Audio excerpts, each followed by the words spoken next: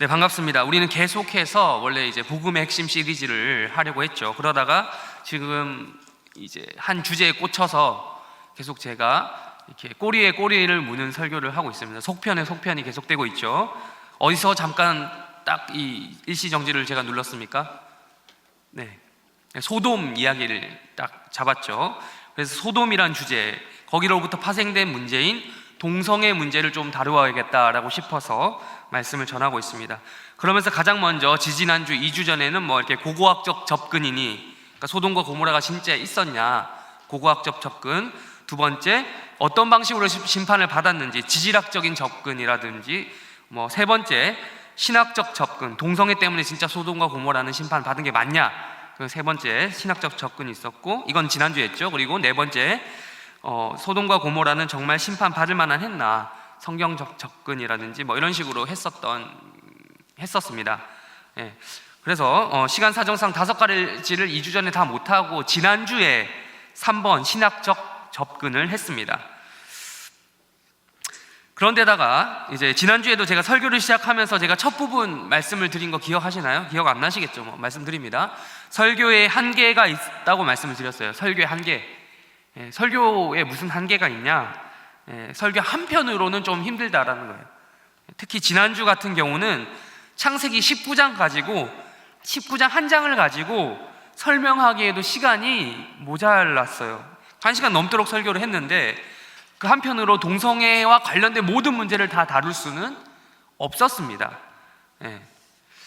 그래서 이 동성애 문제에 대해서 제가 지난주에도 말씀을 드렸죠. 종교적인 문제들이 있고 사회학적인 문제들도 있고 생물학적인 문제도 있고, 즉 그러니까 과학적인 문제들이 많이 있고, 심지어 정치적인 문제도 있고 역사적인 문제도 있다라고 그랬어요. 연관되어 있다라고 말씀을 드렸어요. 근데 제가 그 분야를 다 압니까? 다 모르잖아요. 제가 저 목사지, 제가 그런 다방면으로 박식한 사람은 아니거든요. 다 알지 못해요. 그렇다고 해서 그런데 제가 답을 안 냈습니까? 답을 냈죠. 그 모든 것보다 뛰어난 무엇을 믿기 때문에, 하나님 말씀을 유일한 우리 근거, 신앙의 근거로 믿기 때문에 그걸 그걸 모른다 하더라도 우리 하나님의 말씀만 가지고도 충분히 우리가 인정할 수 있다는 것이죠. 확실히 답은 있다라고 못 박아두었습니다. 왜? 성경이 동성애가 아니라고 이야기하니까.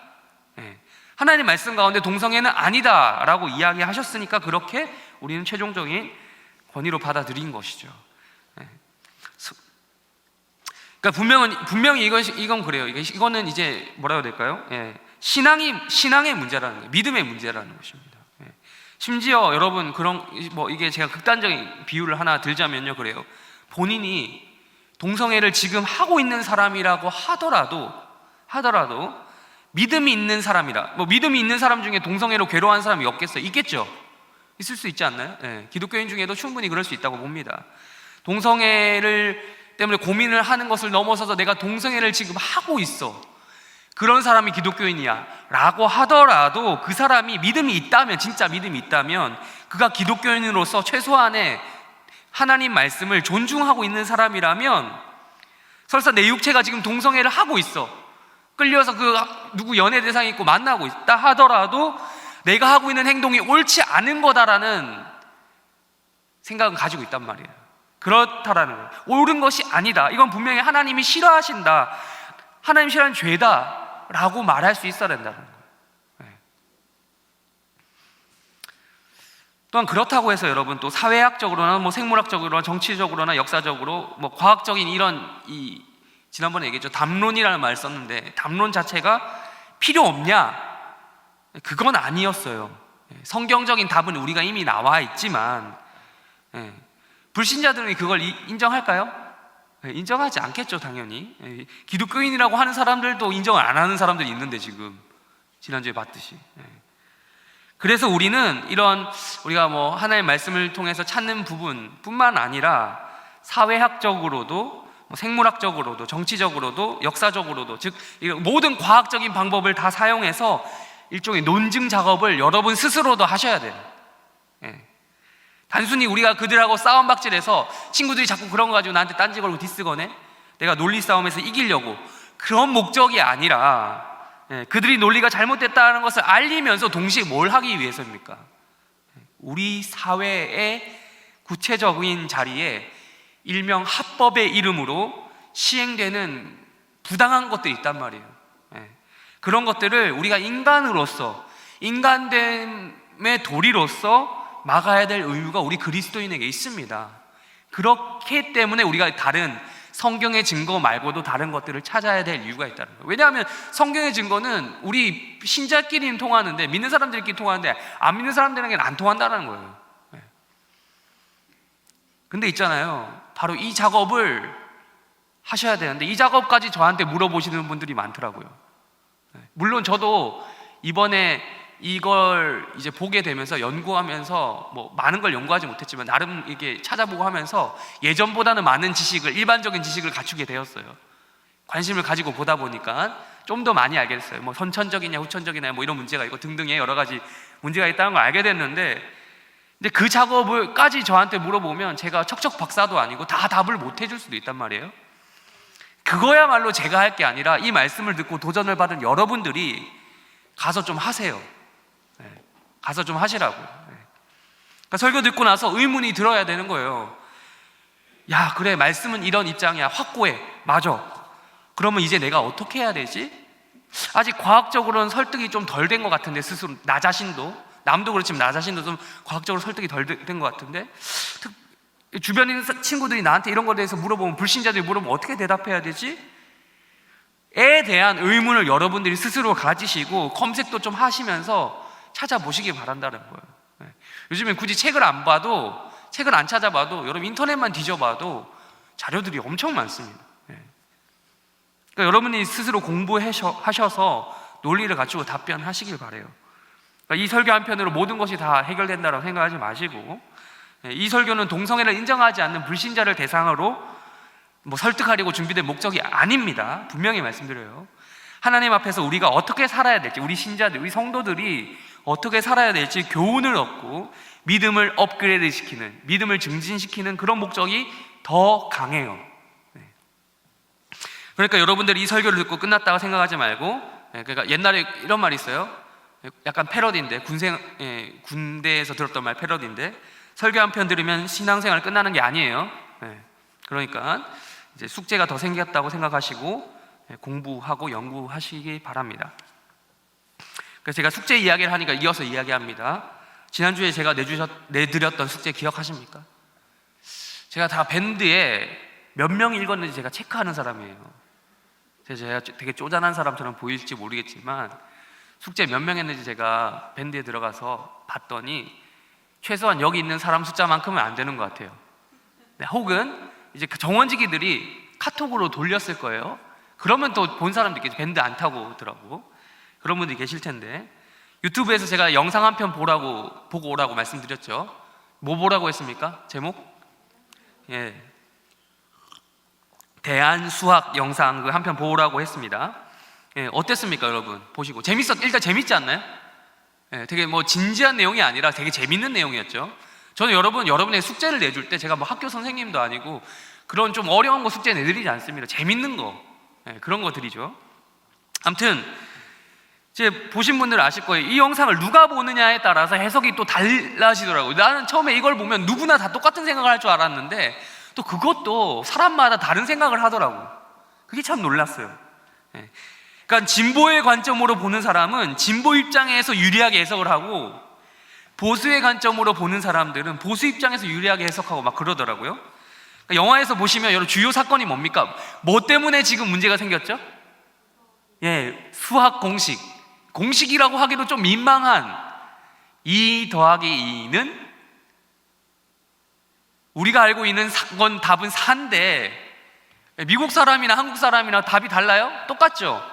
똑같이 4라고 알고 있는데 그 영화의 주인공이라고 할 수 있는 그 선생님이 이 수학적 진리를 아이에게 가르쳐 준단 말이에요. 2 더하기 2는 4다 라고 하니까 문제가 생겼죠. 아이가 뭐라고 주장하기 시작했습니까? 2 더하기 2는 2를 붙인 거야. 22라고 이야기하는 거죠. 그래서 우기는 거예요. 아기가 일반적으로 선생님이 이거야 라고 하면 네 하고 하는데 이 아이는 독특한 아이야. 막 우기는 거야. 자기 답이 맞다고.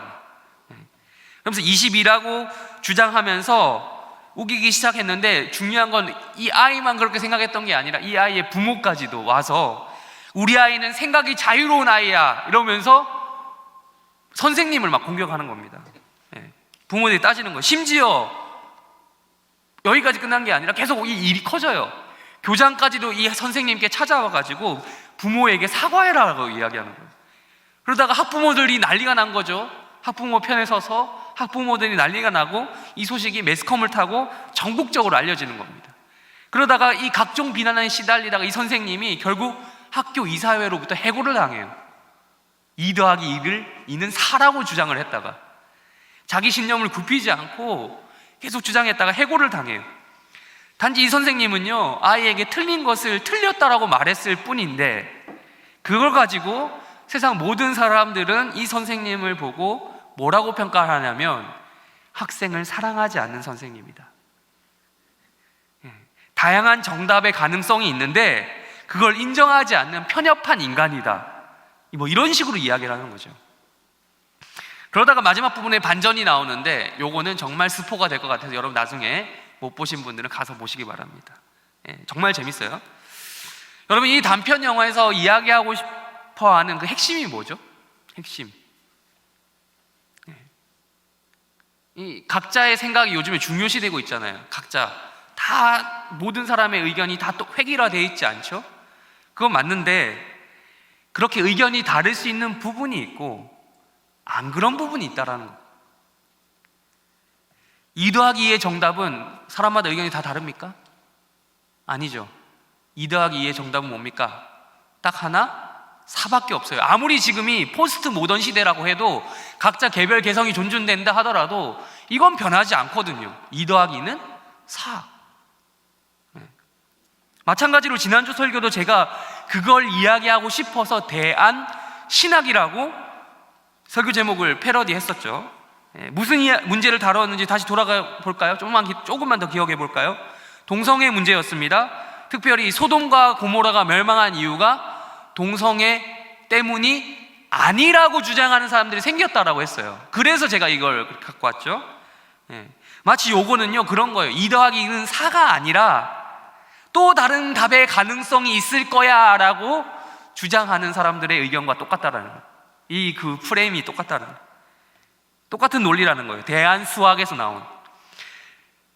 그런데 이제 그렇게 주장하는 사람들이 대안이라고 내놓은 주장들이 있죠. 신학적 성경적 주장이 2 더하기 2를 22라고 주장하는 것과랑 비슷한 이야기를 하더라라는 겁니다.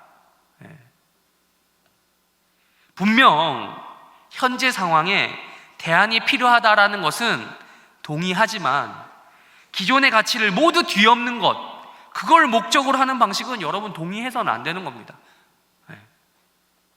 오늘 우리는요 레위기 본문을 이제 볼 거예요.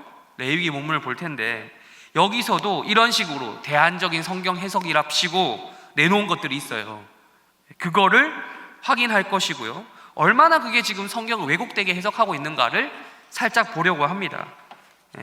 성경이 동성애에 대해서 어떻게 말하고 있는지, 좀 더 정확히 말하면 어떻게 부정적으로 보고 있는지, 왜 금지하고 있는지를 살펴보도록 하겠습니다.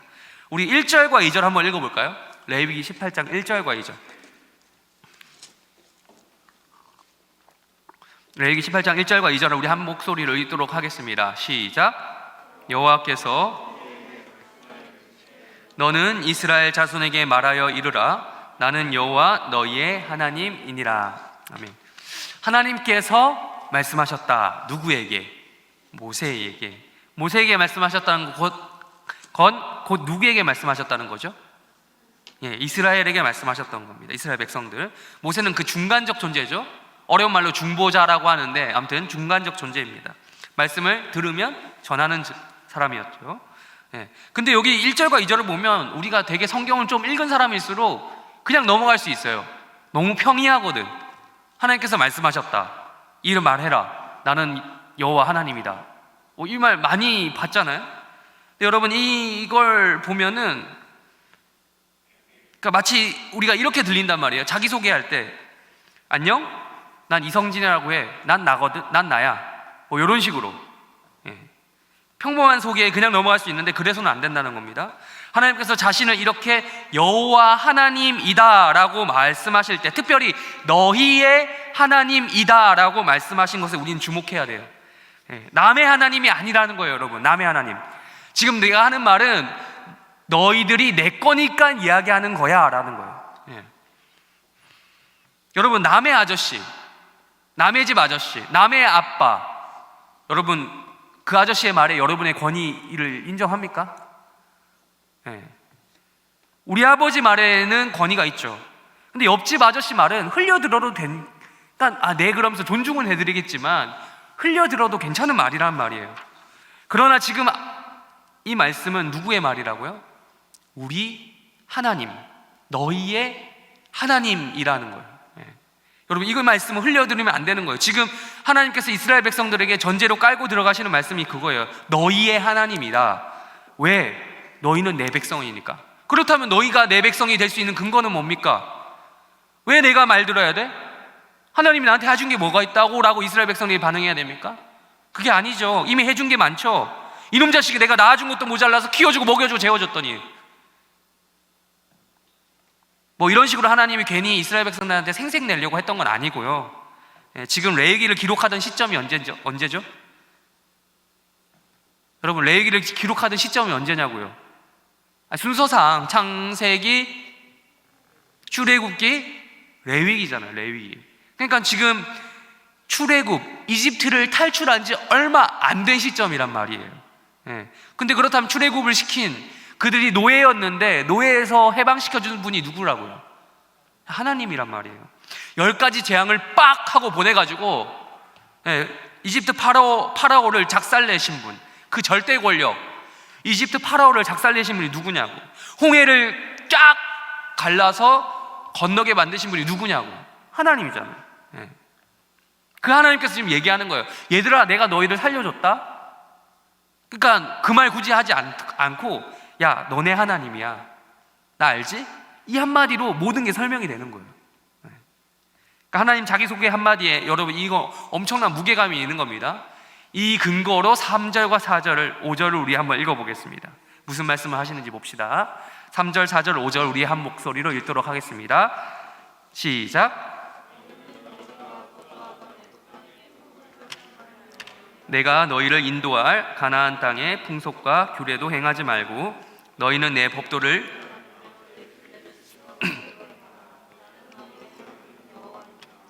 (5절) 시작.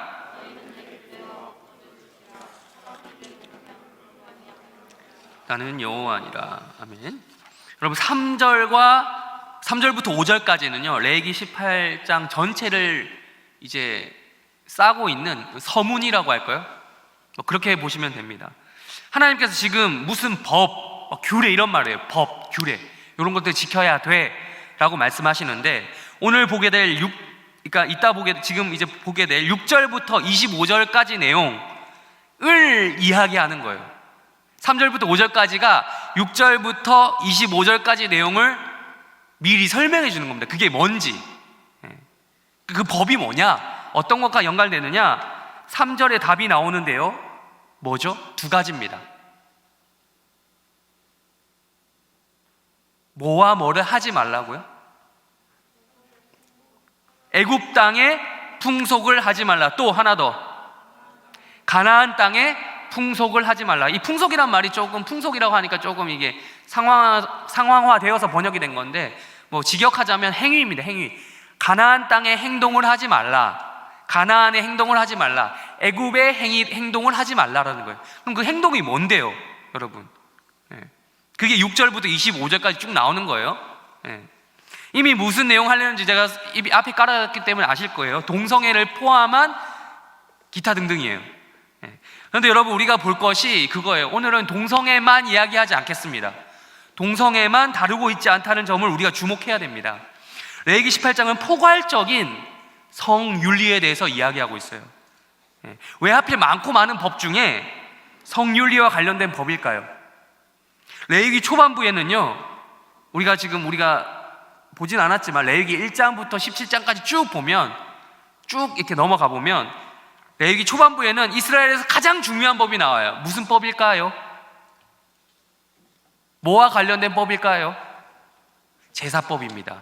하나님 앞에 어떻게 제사를 드리는가, 디테일하게 제사를 드리는 방법에 대해서 나오고요. 한 가지 더 뭘까요? 이건 조금 어려운데, 제사법 지나서 그것도 하나님과 관련된 거예요. 하나님 앞에서 어떻게 행동할까, 이런 건데. 어렵죠? 답부터 말씀드릴게요. 기대 안 합니다. 정결법이에요. 정결법. 깨끗하게 하나님 앞에서 어떻게 자신을 깨끗하게 관리할 것인가, 정결법입니다. 여러분, 교회 나오시기 전에 씻고 나오셨죠? 정결하게 나오셔야 됩니다. 갑자기 물어봅니다. 아무튼 정결법에 대해서 다룹니다. 이건 근데 모두 하나님하고 관련된 법이란 말이에요. 여러분, 우리 알겠지만 이제는 물어보면 대답할 수 있어야 돼요. 제가 이제 사역 시간 이제 1년 훨씬 아니고 1년 몇 달 지났는데, 제가 계속해서 자주 설교 시간 때 자주 물어봤던 거예요. 율법을 크게 두 가지로 나눕니다. 뭐에 대한 법과 뭐에 대한 법이요? 이렇게 소리가 작다니 실망입니다. 실망할 것도 없는데 왜 자꾸 난 실망을 하는 걸까요? 자괴감이 드는데, 하나님에 대한 법과 이웃에 대한 법입니다. 근데 지금 하나님에 대한 법 큰 걸 두 개 다뤘단 말이에요. 제사법, 정결법. 그 다음에 이웃에 대한 법을 짠 하고 시작하면서 가장 무슨 법을 다룬다고요? 뭐와 관련된 법을 다룬다고요? 성윤리를 다룬다는 거예요. 성윤리. 이웃을 사랑하는 것에 대한 가장 첫 번째로 등장하는 것이 바로 레위기 오늘 본문 18장 성윤리에 대한 법입니다. 이런 거 있겠죠. 이웃을 향한 법 뭐가 있을까요? 우리가 생각할 수 있는 거. 이웃을 사랑하는 방법 많죠. 가난한 사람 도와주는 거, 돈 빌려주는 거, 요런 말이 가장 먼저 구제하는 거, 이런 게 먼저 나오지 않았어요. 남을 도와주고 이런 거. 하나님께서 이웃 사랑에 대해서 이야기하시면서 가장 먼저 하신 말씀은 가난한 자를 도와줘라, 권력을 남용하지 말라, 때리지 마, 폭력을 행하지 마, 이런 게 아니라 바로 첫 번째 단계, 성윤리를 똑바로 세워입니다. 바꿔 말하면 성윤리가 무너지면요, 다른 방면에서도 이웃 사랑이 안 된다라는 거예요.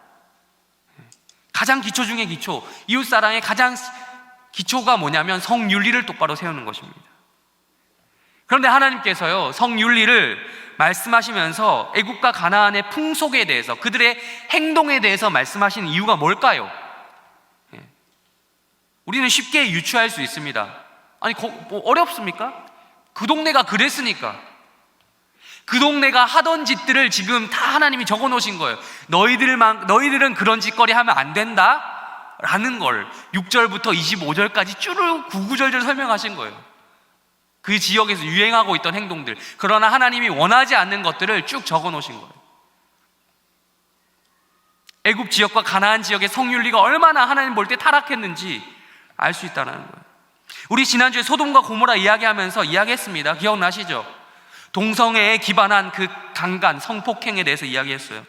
그러니까 그 강간, 성폭행도 최악의 죄악이죠. 근데 이게 인간의 탐욕스러운 성적 욕망과 더불어서 폭력성이 결합된 정말 최악 중에 최악인데, 동성애도 마찬가지인 거예요. 사랑은 사랑인데, 제가 지난주에 얘기했던 거 기억하셔야 돼요. 사랑은 사랑인데 어떤 사랑이라고 했습니까? 동성애도 사랑이잖아요. 근데 사랑은 사랑인데 어떤 사랑이에요? 왜곡된 사랑이라고 하죠. 심각하게 왜곡된 사랑, 뒤틀린 사랑입니다. 방향이 잘못 설정됐어요. 하나님께서 분명히 창조 질서 가운데 남자와 여자 둘의 결합만을 인정하셨는데, 단 두 가지의 젠더, 우리 젠더, 요즘에 젠더라는 얘기 많이 하는데 젠더, 두 가지 젠더만 만드셨는데 그것을 뒤엎는 거죠. 질서가 전복이 된 거죠. 혼돈의 카오스 그 자체였는데, 그러니까 이 소돔의 죄악은 최악인 거예요. 동성애 플러스 강간이 결합된 정말 최악의 케이스. 그야말로 2021년 대한민국에서조차 찾아볼 수 없는 그런 수준의 죄질인 거예요. 그 죄가 소돔에 가득했다. 또한 시간이 흐른 가나안 땅 가운데 계속 그 죄가 있었던 거예요. 소돔으로부터 많은 시간이 흐른 거거든요. 출애굽이면 많은 시간이 흘렀어요. 그리고 애굽 땅 가운데서도 당당히 하나의 그 성적인 부분은 이거는 하나의 문화였던 거야. 하나의 문화. 아무런 죄의식 없이 행해지던 문화였던 것입니다. 실제로 여러분 검색을 조금만 해보면 압니다. 여러분 고대 이집트 문명 그리고 가나안 지역 있죠. 가나안 땅 고대 근동이라고 하는데 그 지역에 문명이 얼마나 성적으로 문란했는지 여러분 조금만 요즘에 스마트폰으로 검색하면 다 나와요. 지금 보라는 건 아닙니다. 검색하면 다 나와요. 최첨단의 문화, 고도로 발달했던 문화 가운데서 여러분 문명만 발달했던 게 아니라 죄의 수준도, 죄의 질적인 수준도 같이 발달한 거예요. 근데 문제는 이거예요. 그들은 그렇다는 말이에요. 그들은 그럴 수 있다 치면 안 되지만 그럴 수 있다 칩시다. 하나님 입장에서는 이제 문제는 그거야. 걔네들 그냥 하나님이 어떻게 뭐 내버려두든지 벌하면 되든지 뭐 하면 돼. 근데 이제는 출애굽한 그 이스라엘 백성들까지 그쪽으로 이동해 간단 말이에요. 그래서 문제라는 거예요. 24절과 우리 25절 한번 읽어볼까요? 좀 점프해서 중간에 좀 하긴 할 건데 24절과 25절 점프해서 우리 한번 읽어볼까요? 시작.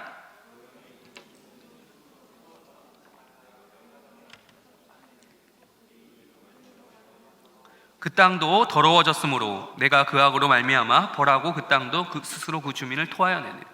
하나님이 사유 설명을 하시는 거예요. 사유 설명. 왜 가나안 민족을 쫓아내셨는지 사유를 설명하시는 거예요. 왜? 하나님은 지금 가나안 땅에 6절에서부터 23절까지 이어지는 가나안 땅 가운데 있었던 성적인 타락을 매우 더럽게 생각하셨기 때문에, 역겹게 생각하시기 때문에 구토할 정도로 가나안 땅에 살고 있었던 민족들이 죄악 때문에 오염이 되었다. 이게 문학적인 표현인데 땅이 가나안 주민들을 토해낸다. 그러니까 역겨워할 지경이다라는 거예요. 하나님이 역겨운 거죠, 사실. 그렇다면 구체적으로 어떤 성적 타락이 있었는지, 가나안에 있었던 성윤리는 어떤 수준이었는지 전체적으로 한번 살펴보도록 하겠습니다. 6절 우리 한번 읽어볼까요? 6절 읽겠습니다. 시작.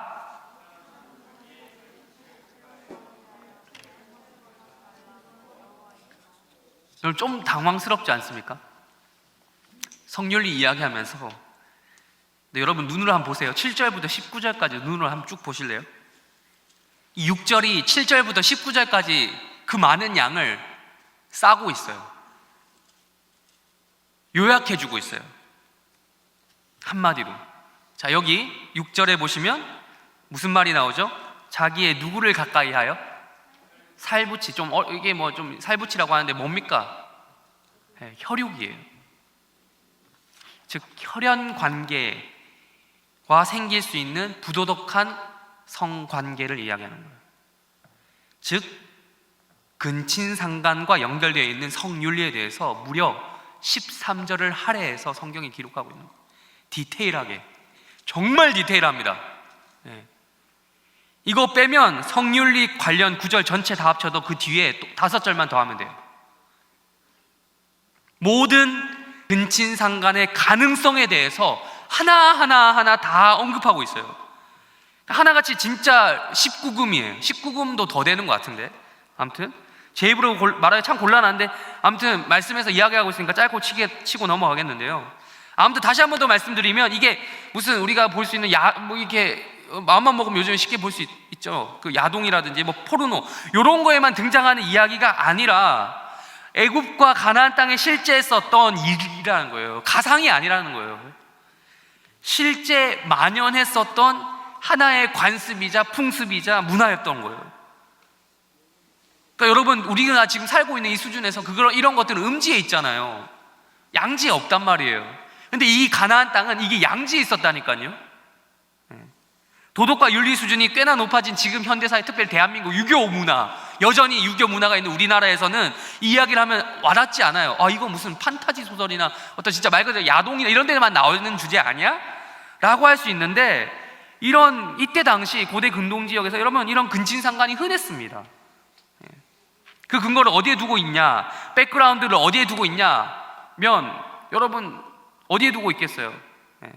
여러분 그들의 신화, 전설 이런 거 아시죠? 신화나 전설에 보면 아까도 말씀드렸지만 조금만 검색해서 찾아보십시오. 이집트의 신화, 뭐 고대 근동 지역의 신화, 뭐 이런 거 있죠. 오늘 뭐 본문과 연결되진 않지만 그리스 로마 신화 이런 거 찾아보시면 거기 신들이라고 하는 자들이 남매 간에 결혼을 하고 심지어 모자 간에 결혼을 하고 고륙지친 간에 그런 간음, 결혼 행각 등이 자주 나와요. 말하지 않아도 알고. 근데 뭐 말하지 않아도 안다고 제가 치부하기엔 여러분의 지식을 내가 너무 높게 평가하는 것 같아서 단적인 예를 한 가지만 들어드리겠습니다. 한 가지만 들자면 이집트의 신 중에 여러분 이름을 들어보셨을 거예요. 대부분 오시리스라는 신 아시죠?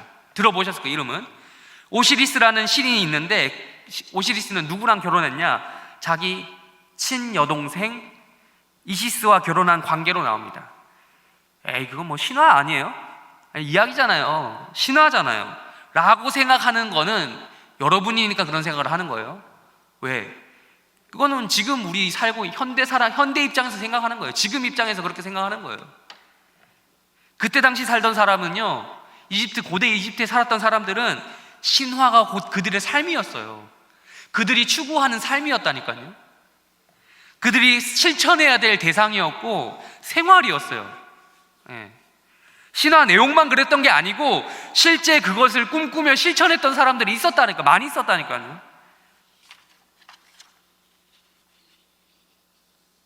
그래서 신화도 만들어진 거예요. 여러분, 물론 신화가 먼저냐, 뭐 신화 같은 삶이 먼저냐, 뭐 정확히 뭐가 먼저인지는 저도 알 수 없지만 어쨌든 무아지경 속에 반복되기 이런 것들이 뭐가 뭔지 모르는 상황에서 반복되기 시작했던 것은 확실합니다. 그래, 신화 속에서도 그렇게 하던데 우리라고 그러지 말란 법이 있어? 적어도 여러분 당시 그 사람들에게 있어서는요, 신화는 농담이 아니었어요. 장난이 아니었고요, 모든 사람들이 실제로 그렇게 살고 파는 욕망 가운데 그게 실현이 되었으면 좋겠다라고 생각했던 거예요. 여러분들이 알만한 역사 가운데 진짜 뭐 이거는 신화 얘기 말고 이제 실제 역사 한 가지만 더 얘기하자면, 여러분 다들 아시는, 이건 더 잘할 거예요. 클레오파트라 아시죠? 클레오파트라 누구랑 결혼했는지 아시죠? 처음에, 물론 나중에야 역사 속에 이제 클레오파트라가 등장했을 때는 이제 로마의 제1인자 카이사르와 썸 타고 연애하고 막 그런 게 있고, 또 이어서 이 카이사르의 부하랑 또 눈이 맞아서 썸 타고 연애하고 막 이런 일이 있다가 나중에 자살하잖아요. 그 전쟁에서 지고 악티움 해전에서 옥타비아누스에게 깨지고 자살을 하게 되는데, 가장 먼저는 이 사람이 자기 동생이랑 결혼했어요. 왜? 근친혼이 그 이집트 왕가의 전통이었거든요. 흔했어요. 당시만 그랬던 것이 아니었어요. 왕조의 순수성 어쩌고 저쩌고를 이유로 내세웠다고는 하지만 근친은 근친 아닙니까? 조금만 찾아보면요 알아요. 이집트만 그랬던 게 아니라는 걸. 다시 성경으로 들어가서 구체적으로 하나님께서 금지하신 근친상간이 어떤 것이 있는지 좀 찾아보도록 짧게 치고 넘어가도록 하겠습니다. 이거는 다시 한번 말씀, 실화에 바탕한 이야기다라는 것. 7절에 보시면 누구와의 성관계?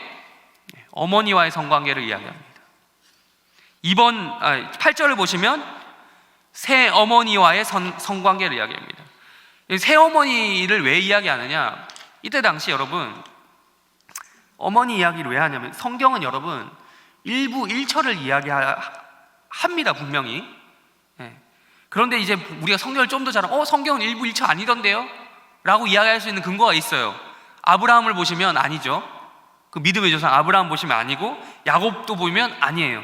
일부 일처를 지키지 않았어요. 근데 여러분 이거는 하나님이 일부 다처가 괜찮아 라고 인정해줘서 그런 게 아니에요. 그들이 연약함을 하나님이 일정 부분 그냥 뭐 이러면서 이제 그냥 봐준 거라고 해야 될까? 그들이 연약함 어느 정도 고려하셨다고 이해해야 되는 거예요. 생각을 해보십시오. 아브라함이 사라와 아브라함이 처음에 결혼을 어디서 했습니까? 하나님 앞에 부름 받기 전에 결혼을 했잖아요. 그렇죠? 그리고 아브라함이 사라와의 관계를 넘어섰을 때 얼마나 불행한 결과가 나왔습니까? 그렇죠? 어떤 일이 있었습니까? 하갈과의 관계에서 이스마엘이 태어났는데 그게 불행의 씨앗이 되잖아요. 가정 불화에. 또 야곱도 마찬가지예요.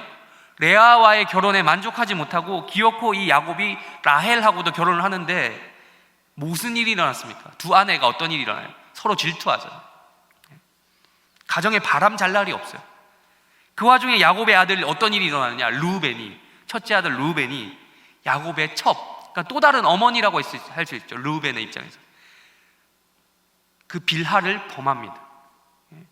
아무리 첩이라고 해도 아버지의 여인이잖아요. 아버지 여자잖아요. 르우벤 입장에서는 새어머니고, 이것 때문에 르우벤이 나중에 장자의 권한을 잃어버리거든요. 형제들도 나중에 요셉 사건을 보면 나오지만 르우벤을 개차반 취급합니다. 형을 형으로 인정을 안 해요. 형 말 안 들어. 그러면 구절을 보시면 형제와의 성관계를 이야기합니다. 아니 어떻게 한 배에서 나온 형제 자매와 성관계를 할 수 있단 말일까? 근데 여러분, 이런 말들이 전혀 불가능한 것 같진 않죠? 네. 요즘 일어나는 일들을 보면 아주 불가능해 보이지는 않습니다. 그 다음에 10절을 보시면 자기 손주와의 성관계를 이야기합니다. 이게 무슨 진짜 폐륜이 있나 싶겠지만 가끔씩 요즘에 뜨는 기사들을 보면 친부가 친자녀를 성추행했다, 성폭행했다는 기사를 여러분 수시로 보지 않습니까? 네. 아예 불가능한 이야기는 아니겠다 싶어요. 인면수심이라는 말을 자주 쓰는데 그런 상황인 거죠. 11절을 보시면 이복 형제와의 성관계도 이야기합니다. 네. 그러니까 이 아브라함 아까 얘기하다 말았는데 아브라함이 그래요. 아브라함이 결혼했던 사라가 원래 누구예요? 그 관계가 어땠죠? 누이 동생이라고 소개를 하거든요. 네. 그러니까 이복 형제였던 것이죠. 성경은 근데 아브라함 보고 아브라함한테 뭐라고 하지 않는 이유가 있어요. 아브라함이 이복 형제하고 결혼했던 거는 하나님 앞에 부름받기 전의 얘기야. 네. 부름받기 전의 얘기고 이미 사라의 결혼이 완료가 되어 있었단 말이죠. 그리고 또 이거는 그러면 당시 관습이 그렇다고 해서 다 옳다고 하는 건 아니고요. 아브라함이 갈대아 우르 지역에 거주하고 있었을 때 있었던 그들의 관습이었어요. 그러니까 근친혼이라는 게 그때 당시도 유행하고 있었다는 거죠. 그 다음에 12절에서 18절까지 너무 많기 때문에 한 번에 쭈루루 이야기하겠습니다.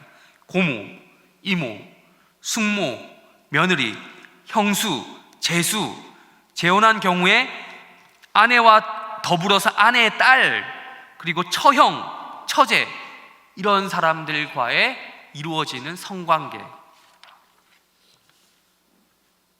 그러니까 모든 친족들 있죠. 혈연관계에 해당하는 모든 가까운 사람들의 이름을 가능한 한 다 거론하고 있는 거예요. 네. 근데 여러분, 이게 정말 그럴까 싶죠.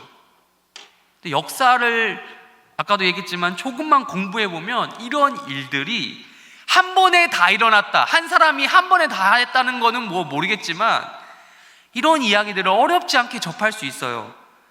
아무래도 역사에는 평민들의, 일반 사람들의 이야기보다는 기득권층의 이야기가 많이 왕들의 이야기가 많이 남아서 전해져 내려오죠. 근데 그런 이야기를 보면 그 이야기만 봐도 진짜야. 왕들이 보면 진짜 고모, 이모, 숙모, 며느리, 형수, 제수, 아내뿐만 아니라 아내의 딸까지, 그러니까 데려온 재혼한 경우죠. 처형, 처제, 가리지 않고 자기가 꽂혔다 싶으면 다 후궁이나 후처로 삼는 이런 모습이 나와요, 여러분. 어렵지 않게 볼 수 있습니다. 그것 때문에 여러분 왕궁에 피바람이 부는 일들이 있어요. 암투가 생기고 이런 일들이 여러분 비일비재합니다. 역사를 읽어보시면 하루하루 먹고 살기 힘들었던 하층민들이 당장의 결혼도 꿈 못 꾸는 일이었을지는 모르겠는데, 네, 생각해보니까 이 하층민이 결혼 못했을 것이다라고 하는 건 지금에서야 나오는 기준인 거고, 옛날에는 여러분 아시죠? 먹고 살기 힘들어서 결혼 다 했어요. 네. 아무튼 조금만 여유가 생기면 그런 식으로 혈연 관계 가리지 않고 욕망이 끌리는 대로, 땡기는 대로 행동했다라는 거예요. 여러분, 요즘에는 이런 사람이 없습니까? 네.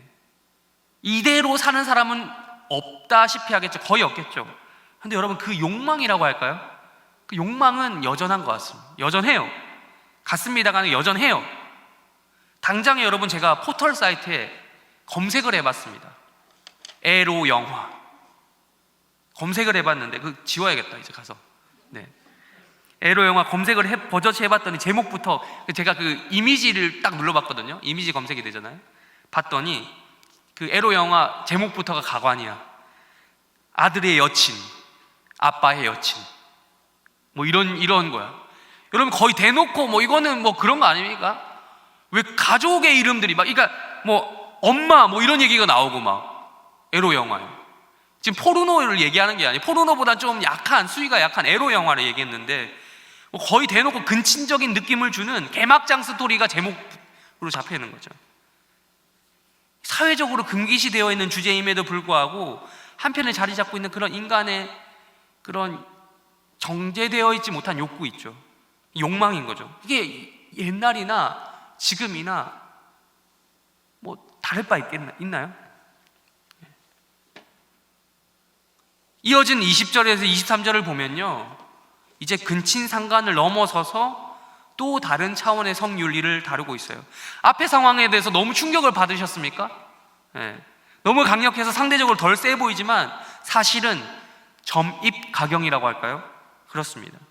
이제 성적인 타락의 범위는 가까운 혈육을 넘어서 더욱 넓어지는 겁니다. 혈육 안에서 혈육 밖으로 넘어가는데, 명백하게 지금 이 가나안 땅이 얼마나 타락했는가, 성윤리가 그걸 보여주고 있습니다. 20절 우리 한번 읽어볼게요. 20절 읽겠습니다. 시작.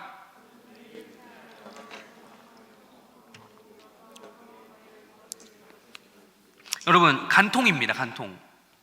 최근 뭐 외도라고 할 수도 있고, 좋은 말로 하면, 좋은 말이 있는지 모르겠어요. 외도, 뭐 불륜, 뭐 이런 거죠.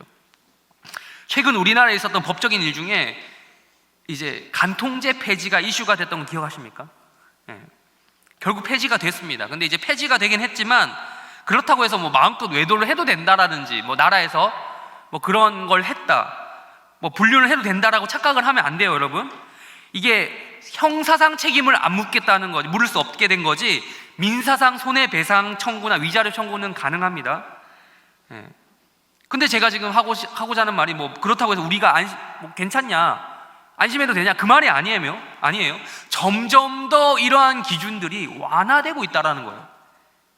그거에 주목해야 돼요. 여러분, 그러니까 사람끼리 그 전 부부였던 사람끼리 누군가 외도했어. 그 둘만 합의를 하면은 형사상 책임은 없으니 이제 되는 거야.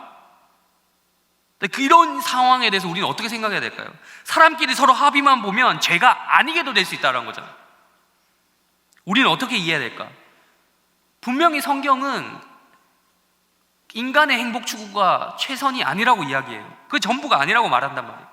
세상은 그렇게 간다 하더라도 우리는 하나님께서 원하시는 방향대로 살아야 된다는 말이에요. 그거야말로 인간답게 사는 길이다라고 이미 성경이 제시하고 있단 말이죠. 그런 면에서 세상이 아무리 간통죄가 형사 아니라 하더라도 우리는 형사 이상의 무게를 가지고 접해야 된다는 거죠. 우리 21절 읽겠습니다. 21절. 그 다음 몰렉 숭배인데요. 우리 21절 읽겠습니다. 시작.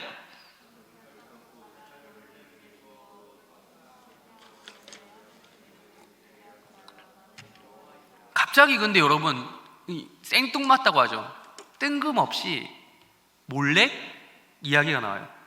몰렉에게 불로 통과하게 한다라고 이야기를 하고 있어요. 여러분, 불로 통과하는 게 뭘까요?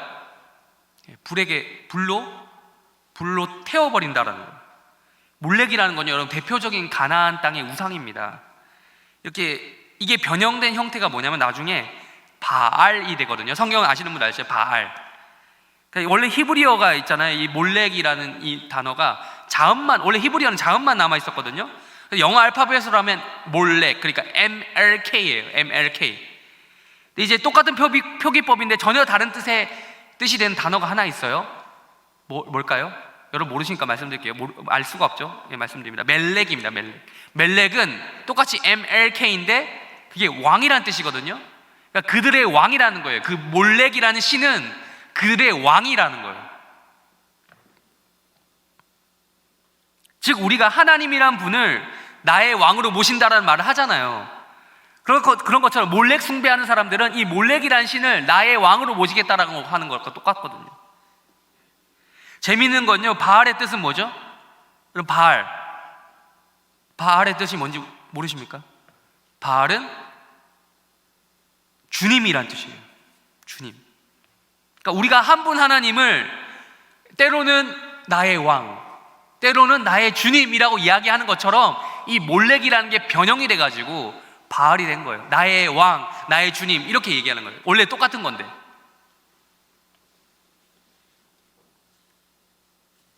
거기서 거기인데 똑같은 신인데 이름을 다르게 부르는 변형된 형태로 된 거예요.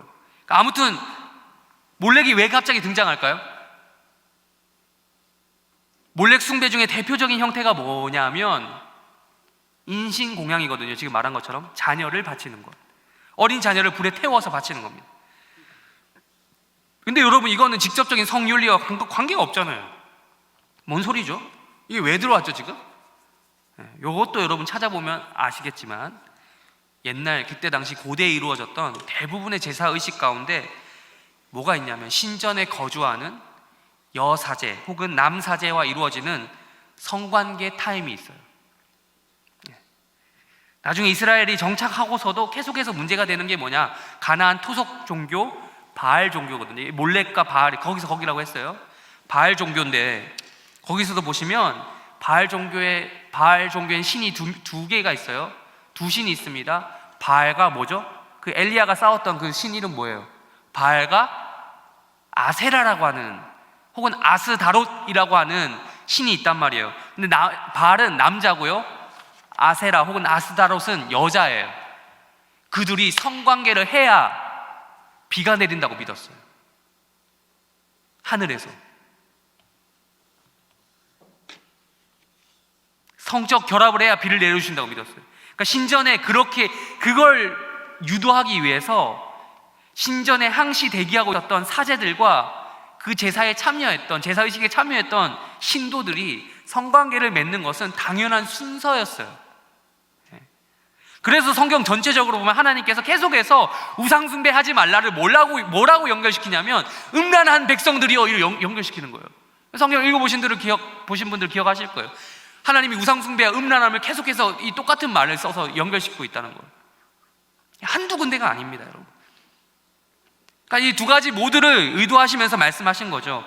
음란하게 외도하는 것처럼 하나님을 떠나 다른 신을 섬긴다는 이게 간접적인 성적 은유로서 이 용어를 쓰시기도 하지만 또 한편으로는 실제로 직접적으로 이루어지는 불법적인 면, 음란한 신전 창기와 맺는 성관계, 그 두 가지를 이야기하는 거예요. 직접적인 것, 간접적인 것, 은유적인 것, 실제적인 것, 둘 다 이야기하는 거예요. 성적 타락의 중심 연장이 어디다? 몰렉 숭배다 라는 거죠. 그러고 나서 오늘 22절, 너는 여자와 동침함과 같이 남자와 동침하지 말라, 동성애에 대해서 이야기하십니다. 근데 이 동성애는 조금 있다가 좀 더 다루도록, 바로 조금 있다가 다루도록 하고, 더 최악의 장면부터 먼저 다룰게요. 23절 우리 읽도록 하겠습니다. 23절 읽겠습니다. 시작.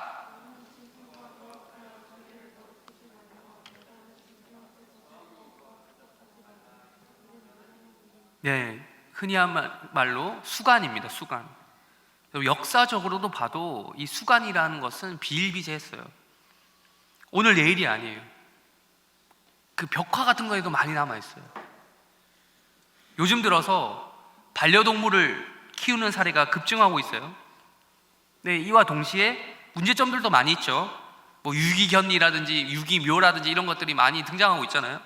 버려진 고양이들 왜 이렇게 많은지 모르겠어요. 물론 고양이들이 번식력이 강해서 뭐 또 상대적으로 더 눈에 띄는 거기도 한데, 아무튼 그런 예전에 도둑고양이라고 불리는 그 고양이들이 그렇게 많지는 않은데 요즘에는 정말 더 많아진 것 같아요. 집에서 강제로 쫓겨난 길고양이들이 많이 생겼어요. 또 어찌 그리 로드킬도 많이 당하는지, 고양이들 죽은 시체들 자주 보잖아요. 근데 어쨌든 뭐 그런 문제도 있지만 이 또 하나의 문제점이 있다면, 반려동물이 늘면서 또 다른 문제가 있다면 수갑 문제도 있더라고요. 제가 찾아보니까. 진짜 입으로 담기도 힘든데 제가 입으로, 제 입으로 이런 얘기를 쭉 하는 게 좀 많이 좀 그렇습니다. 지금 쭉 이렇게 이야기했는데요, 6절부터 23절까지 쭉 이야기했는데 그렇습니다. 이때 이 가나안, 그때 당시에 하나님께서 분노하시고 진노하셨던 가장 큰 이유자, 출발점은 그 다른 어떤 죄가 아니에요. 남을 안 도와주는 것, 권력을 가지고 폭력을 휘두르는 것, 이게 아니고요, 성적 타락이라는 것이에요. 성윤리가 무너진 것, 그게 가장 기본인 건데 그게 무너졌다. 여러분 생각해 보십시오. 인간을 가장 인간이 인간답게 구별되는 것은 뭐예요? 동물과 다른 게 뭐예요? 인간도 먹고 자고 싸잖아요. 욕구가 있어요. 근데 동물도 먹고 자고 싸고 다 하잖아요. 뭐가 달라요? 이성이 있어요. 훔칠 수 있고. 그래요. 잘 얘기해 주셨는데 이성이 있어요. 그애들도 욕구가, 동물도 욕구가 있는데, 그래 여러분, 이거 우리는 욕구가 있지만, 우리도 욕구가 있지만 욕구를 그저 욕구라고 부르지 않습니다. 이걸 절제할 수 있기 때문이에요. 이걸 방금 우리 재현 형제가 잘 얘기해 줬던 대로 이성이라고 표현을 하죠. 근데 욕구를 인간이 절제할 수 있기 때문에 이성이 있는 건데, 그래서 욕구를 인간만이 쓸 수 있는 말을, 동물에게는 욕구라는 말 쓰고 인간에게는 욕구라는 말 쓰지만 인간에게는 쓰는데 동물에게 쓰지 않은 말이 있어요. 바로 욕망이라는 말이에요. 욕망. 동물에게는 욕망이라는 말 쓰지 않잖아요. 왜? 그들은 이성이 없거든. 컨트롤할 수 없거든. 여러 욕구가 있는데, 동물도 있고 우리도, 인간도 있는 욕구가 있는데, 여러 욕구 중에서도 가장 인간을 인간답게 만들어주는, 세워주는 그런 욕구가 뭐냐? 그게 바로 성이라는 거예요. 성적 욕구라고. 먹지 않으면 죽습니다. 맞아요. 자지 않으면 죽을 것 같죠. 거의 죽을 수도 있고, 진짜 싸지 않으면 진짜 똥독이 올라서 죽을 수도 있어요, 여러분. 그러나 여러분, 성욕은 그 정도까지의 문제는 아니에요. 그 정도까지의 문제는 아니에요. 정말 중요한 욕구는 맞습니다. 맞아요. 그러면 그 자체로서 죽느냐 사느냐가 결정되는 문제는 아니라, 동물들은 근데 다른 모든 욕구와 마찬가지로 성욕을 컨트롤할 수 없잖아요. 근데 인간은 컨트롤할 수 있다는 거예요. 어느 정도. 다른 욕구보다는 상대적으로 선택적인 부분이 더 크다는 것입니다. 그래서 하나님께서는 위에서 아까 열거했던 그 있죠, 수많은 차마 입에 담기도 뭐했던 그런 짓거리들을 자행하면서도 아무런 죄책감도 느끼지 못했던 가나안 민족들을 벌하셔야만 했던 것입니다. 가나안 사회의 성적인 타락은 만연했던 것이죠. 그런데 문제는 이거예요. 아까 제가 처음 설교 시작하면서 얘기했던 거, 여기서도 대한신학이라는 것이 등장해서 엉뚱한 소리를 내고 있다는 거예요. 그리고 또 그걸 그대로 받아들이는 사람들이 있다라는 거예요. 레위기 18장이 레위기 18장을 보면서 뭐라고 얘기하는지 아세요? 이건 그때는 그때의 얘기야, 지금 아니야. 지금 동성애 이야기하는 게 아니라 그때 당시 가나안 그 땅만을 한정적으로 대상으로 하는 말씀이야 라는 거죠. 율법이라는 거죠. 그때 상황에 맞게, 이스라엘 상황에 맞게 주신 율법이라는 거예요. 돼지고기 그때 먹지 말라고 해서 여러분 안 먹습니까? 이런 식으로 말하는 거죠. 율법에 돼지고기 먹지 말라고 나와 있거든요. 근데 지금 우리 먹잖아요. 지금 율법에 나온 거 너희를 100% 다 지키냐? 거기 레위기에 나온 거 다 일일이 지키냐? 그걸 왜 문자적으로 해석해서 일일이 다 적용하려고 하냐? 그러니까 레위기 18장의 문제는 욕망의 문제야. 욕망을 채우려고 하는 인간의 문제지 동성애의 문제가 아니야. 우리 시대 동성애와는 다른 문제야 라는 식으로 교묘하게 비틀어서 이야기합니다. 교묘하게. 우리 시대에 만날 수 있는 게이를 보라고 해요. 우리 시대에 만날 수 있는 레즈비언들을 보라는 거죠. 그들이 이런 말 그대로 성적 행위 때문에, 성행위 때문에 그들이 만나게 됐냐라는 거예요. 그걸 채우지 못해 안달난 그런 인간들처럼 보이냐라고 이야기하는 거죠. 그러면서 이야기하는 게 뭐냐면, 한국 사회에 미친 놈들 따로 있다. 욕망에 미친 놈들 따로 있다. 권력 가지고 힘 가지고 약한 사람들 억누르는 사람, 그런 놈들이 미친 놈들이다 라고 이야기를 해요. 이런 식으로 얘기를 합니다. 물론 그런 사람, 권력 가지고 억누르는 사람들도 문제죠. 그게 문제가 아니라는 게 아닌데, 그러면서 동성애에 대해서 일종의 미화 작업을 하고 있다는 것입니다. 그게 아니라는 것이죠. 어떻습니까? 여러분, 그럴싸해 보이지 않습니까? 미화 작업하는 것이. 그래서 제가 볼 때는 이건 똥오줌 못 가리는 거예요. 성경을 읽어보세요. 여러분도 한번 성경을 보세요. 한번 성경을 보시면 이런 것들은 하나님이 그때 당시에만 이스라엘 백성들에게 한정되어서 얘기하신 거구나. 이거는 지금도 우리가 지켜야 되는 거구나. 여러분, 구별할 수 있습니다. 돼지고기 문제, 음식의 이런 문제는 하나님께서 이스라엘 사회 당시에 명령을 내리신 분이 맞죠. 신약에서 보면 예수님 때문에 바뀌었죠. 사도행전에서 보면 베드로가 환상 중에 돼지고기 봅니다. 자기 유대인이어서 먹지 않겠습니다라고 했는데 하나님 먹으라고 했어요. 바뀌었죠. 그런데 여러분, 성윤리는 바뀌었습니까? 똑같아요. 불변합니다. 신약에서도 똑같이 남색하는 자, 동성애하는 자에 대해서 죄인이라고 이야기해요. 죄라고 이야기해요. 변함이 없습니다. 이게 동성애가 아니라고 한다면 22절 동성애뿐만 아니라 18장 레위기 18장 전체에 나오는 모든 그런 거 있죠. 수간, 근친상간, 간통, 그것도 나름의 상황에 따라 다른 곳이다 얘기하죠. 그것도 지금 허용되는 겁니까? 그러니까 이 대안적인 말씀을 하신 분은, 그러니까 욕망이란 것을 일방적으로 것만으로 해석을 해요. 폭력, 위에서 억누르는 이런 것만. 그러니까 쌍방간의 합의를 보면 괜찮다는 식으로 얘기하는 거죠. 근데 그게 아니잖아요. 하나님께서 성경을 통해서 지적하시는 부분은 한쪽 인간의 일방적인 요구만이 문제가 아니라 일방적인 욕망 행동만을 얘기하는 게 아니라 쌍방 모두 간의 문제다라는 거예요. 아무리 게이와 레즈비언이 그들 간의 사랑을 주장한다고 해도 우리는 우리만 사랑하게 해주세요 라고 해서 남에게 피해를 안 준다고 하더라도, 그러니까 꼭 성관계까지 가지 않는 플라토닉 러브라는 게 있잖아요. 그런 수준에 머문다 하더라도 하나님이 아니라고 하면 아닌 거예요. 둘만의 문제가 아니라니까. 남에게 피해를 주고 안 주고가 문제가 아니야. 하나님이 피해를 보고 있다니까.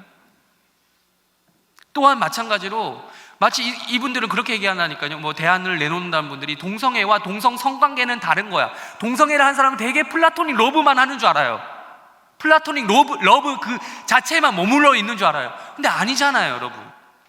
여러분, 이성애의 끝자락이 뭡니까? 사랑하다 보면, 여러분 연인 관계 있으신 분들 알 거예요. 만지고 싶고, 더듬고 싶고, 좀 스킨십 깊어지고, 키스하면 더 만지고 싶고 그렇단 말이에요. 가다 보면 끝자락이 어딥니까? 성관계거든요. 그렇지 않다면 더 이상한 그런 느낌이 전혀 안 들면 오히려 더 의심해보긴 해야 되는데, 아무튼 하나님께서 그렇게 하시는 이유는 그런 합법한 결혼관계까지 가라는 거거든요. 근데 동성애 끝자락도 마찬가지예요. 성관계입니다. 플라토닉 러브만 하는 그 동성애 없어요. 잠깐 그 단계상 머물러 있는 사람은 있겠지만 끝자락은 성관계로 이어진다는 거예요. 요즘 여러분 동성애를 그린 영화나 그 영상들이 엄청 많거든요. 저도 이게 찾아보면서 알겠어요. 이렇게 많은지 몰랐어요. 정말 많더라고요. 근데 너무 하나같이 그들의 사정을 애절하게 그린다고, 아름답게 그린다는 거. 제가 며칠 전에 봤던 이 영화, 여러 개가 있죠. 하나 좀 약간 고전에 속하는데, 모리스라는 영화가 있어요. 휴 그랜트가 젊은 시절에 나온, 정말 멋있게 나와요. 휴 그랜트. 근데 게이로 휴 그랜트 정말 잘생긴, 러브 액츄얼리에도 나왔고 되게 잘생긴 사람 있잖아요. 눈이 착 쳐졌는데 너무 잘생겼어요.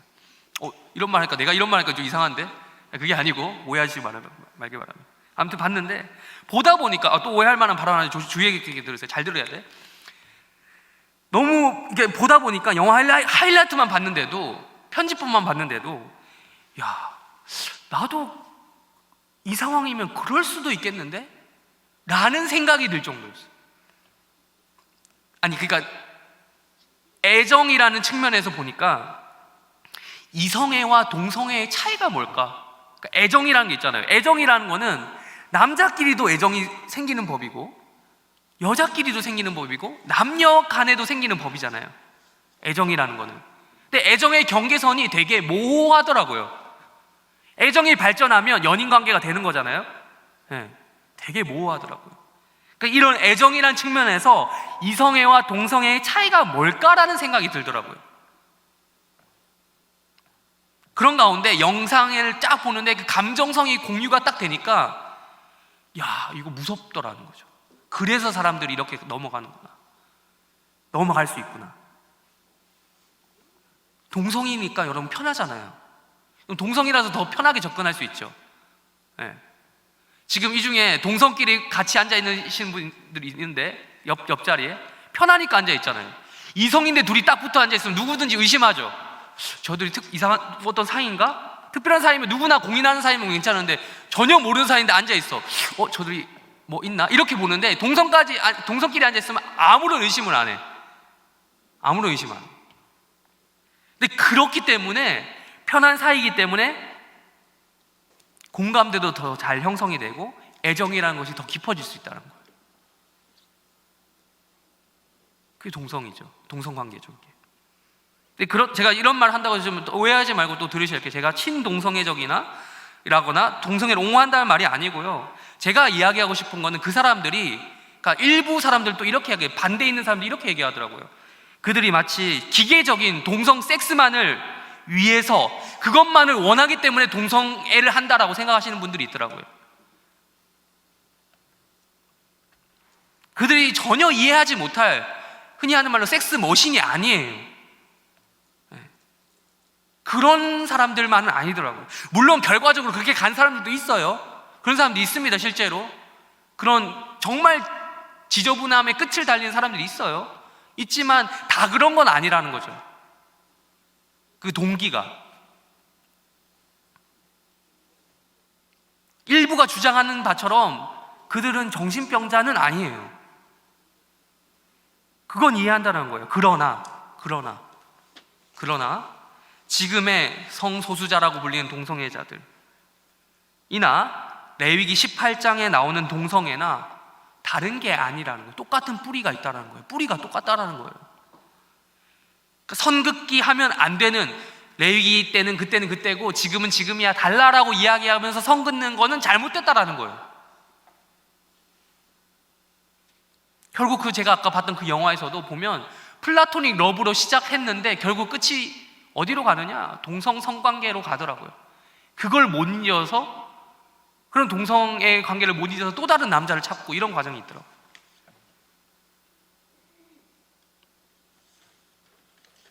하나님께서 거기를 그 용도로 쓰라고 만들어낸 게 아닌데 그렇게 쓰더라고요.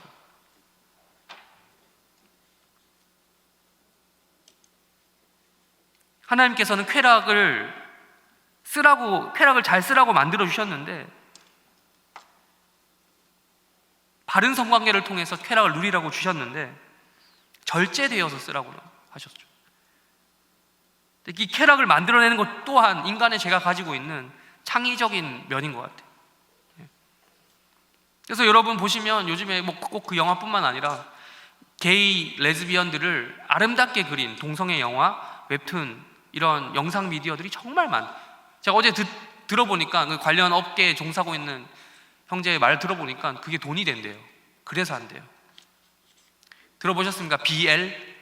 줄여서 BL? 여러분 알 거라서, 제가 알 정도면 여러분 알 거예요. BL, 보이 러브. 그런 물이 있대요, 물. 그런 장르가 있대요. 그러니까 이런 영향을 받으면 어떤 생각이 나오겠어요? 내가 동성애를 안 한다 하더라도 이런 말이 나오는 거죠. 난 게이는 아닌데 너희의 사랑을 응원해, 이런 거예요. 네. 그들의 사랑을 왜 우리가 뭐라고 해? 뭐 이런 얘기를 하는 거예요. 그런 쌉소리 이런 말을 하면 나도 이제 천박한 말이야.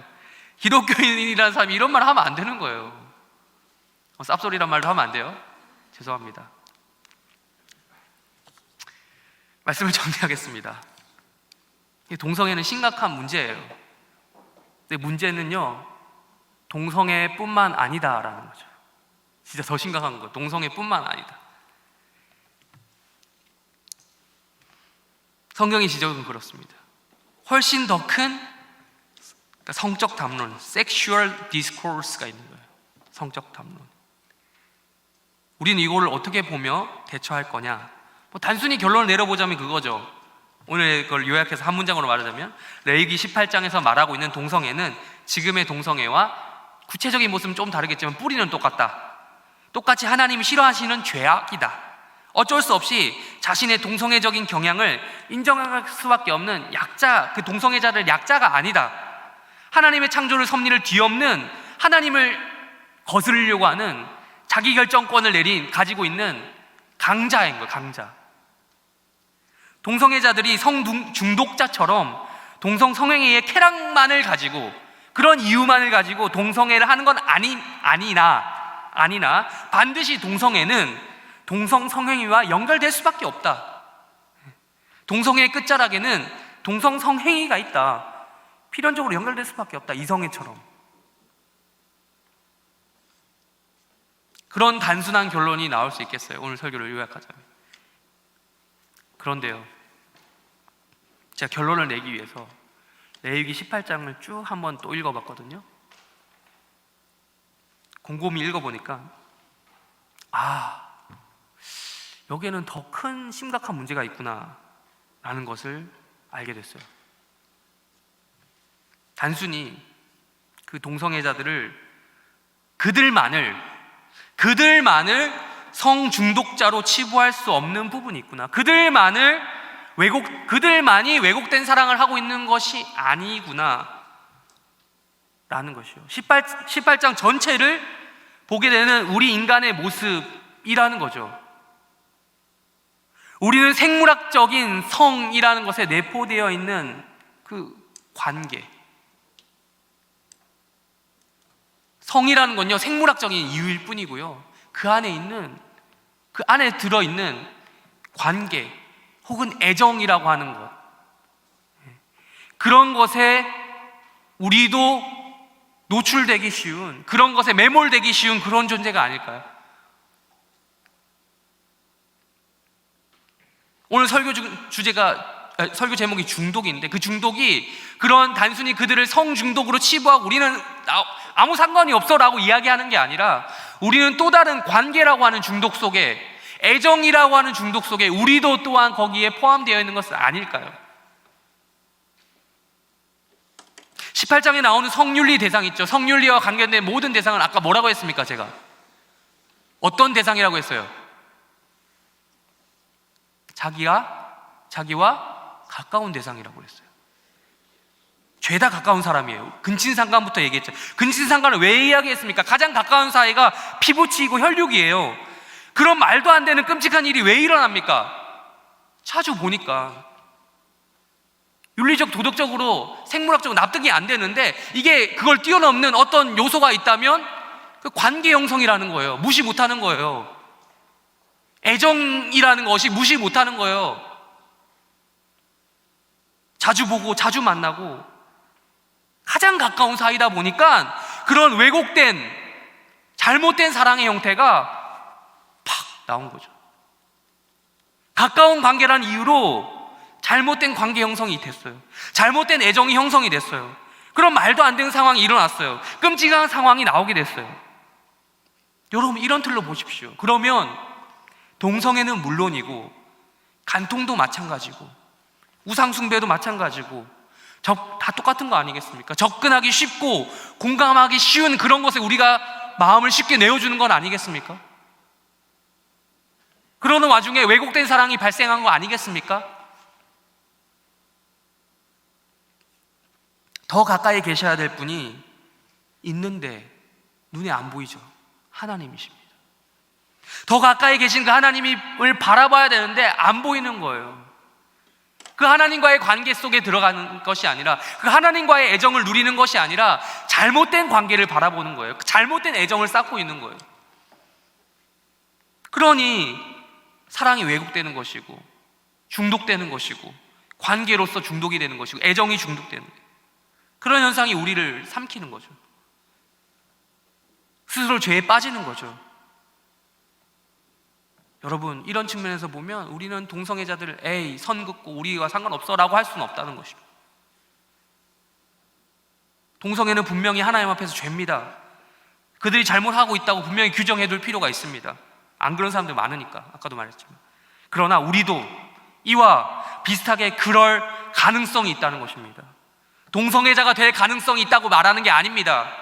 그게 아니라 관계 중독적인 사랑, 그런 현상, 애정 중독적인 그런 사랑, 현상, 우리도 겪을 수 있고 이미 겪고 있지 않느냐는 거예요.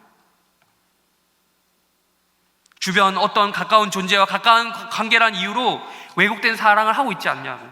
그 누구보다도 가까워야 될 하나님을 보지 못하고 혹은 잘못 바라보고 있는 것은 아닌가. 우리는 바른 사랑을 해야 됩니다. 그런 사랑을 할 수 있도록 우리가 기도해야 되는 것이고, 동성애에 빠져 있다거나 혹은 옹호한다거나 하는 이런 사람들을 위해서 그렇기 때문에 또 기도해야 되는 것이고, 그들이 왜 바른 사랑을 하고 있지 않기 때문에, 사랑을 하긴 하는데 잘못된 사랑을 하고 있기 때문에 바른 사랑을 회복할 수 있도록 기도해야 되는 것이고, 하나님이 정하신 인간이 가장 인간 될 수 있는 관계가 뭐냐? 성윤리가 똑바로 서는 것이고, 우리가 그 하나님과의 관계 가운데 바르게 나아가는 것이, 그걸 위해서 기도해야 된다는 거예요. 마지막으로 우리 26절을 읽고 정리하겠습니다. 26절 읽겠습니다. 시작.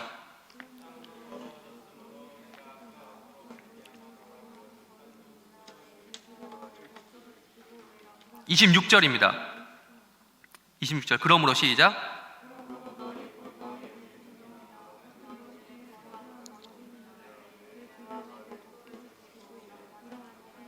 네, 마지막으로 이렇게 말씀합니다. 가까운 우리 동족, 가까운 우리와 거류하는 거류민과 함께 하나님이 정하신 그런 바른 법, 성윤리를 가지고 바른 애정, 또한 바른 관계 가운데 행하는 자들, 또한 가증한 일들은 행하지 않는 해림교회 청년부가 되시기를 바랍니다.